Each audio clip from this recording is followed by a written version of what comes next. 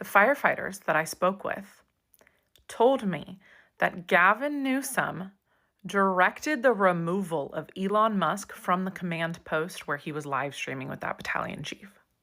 Gavin Newsom told him to leave. Kicked Elon out for trying to help. It doesn't end there.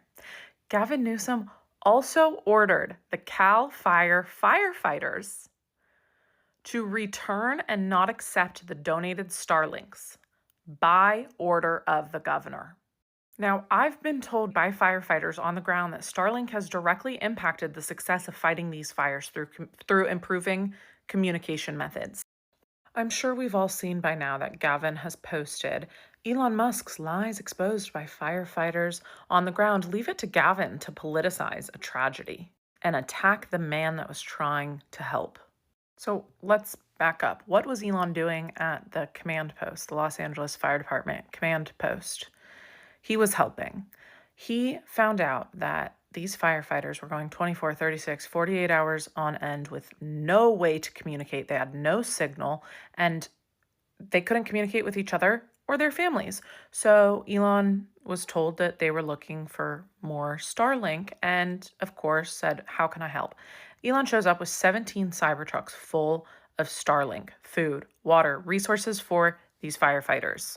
And I know that Elon got briefed privately by a firefighter on the ground telling him that they didn't have water in the Pacific Palisades, which was why he asked the battalion chief about this in the live stream here.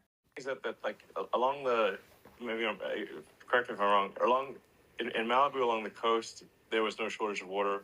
Yes. In the Palisades, there was a shortage of water at a certain point.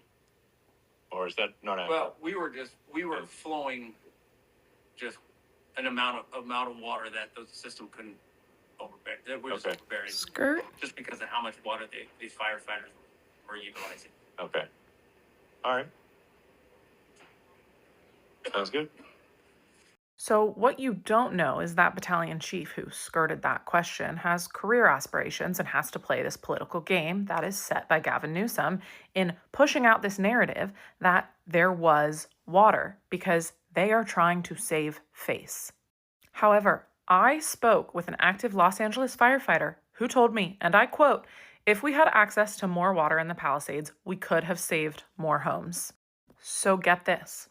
The firefighters that I spoke with told me that Gavin Newsom directed the removal of Elon Musk from the command post where he was live streaming with that battalion chief.